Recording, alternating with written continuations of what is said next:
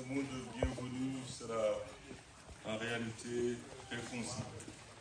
Je souhaitais juste en fait dire quelques mots sur cette initiative de programmation que nous sommes en train de lancer.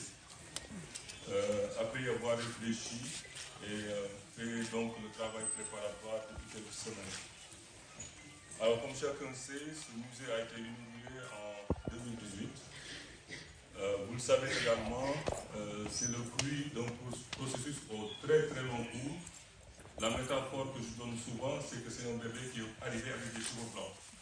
Puisque à la suite du Festival mondial des arts nègres de 1956, le président Senghor en avait parlé, avait mis en place plus tard le projet, et bien avant lui, un militant marxiste anticolonialiste du nom de Lamine Senghor avait également rêvé de la création d'un musée de civilisation noire.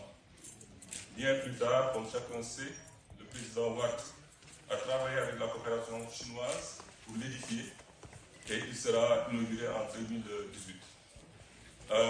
Depuis lors, des choses formidables ont pu y avoir lieu. En termes d'exposition, par exemple, l'exposition Picasso à Dakar a eu un rayonnement international. Tout récemment, les dédales du pouvoir, c'est aussi une exposition qui a eu un rayonnement international, etc., etc., etc. Pour les rencontres scientifiques, culturelles et autres, je pense que plusieurs éditions des ateliers de la France sont déroulées ici et ont eu également un rayonnement international. Nous avons souhaité, donc cette année, en faire une et démarrer par une programmation annuelle. Donc tout au long de l'année, il y aura des expositions, une exposition sur les femmes noires, initiée par le musée, en partenariat avec une commissaire d'exposition, nous sommes en discussion. Il y aura déjà également, on peut l'annoncer, une autre exposition en train d'être réalisée avec le Goethe Institut. Il y aura des panels, des projections de films, des performances artistiques, de l'animation culturelle, etc., etc. Et nous avons souhaité, en cette occasion également, lancer la newsletter dont Florian a parlé. Il y aura une projection tantôt, et puis vous commencerez à recevoir ça à partir de lundi, pour, au fil des mois, recevoir donc, les activités que nous aurons à donc, mener.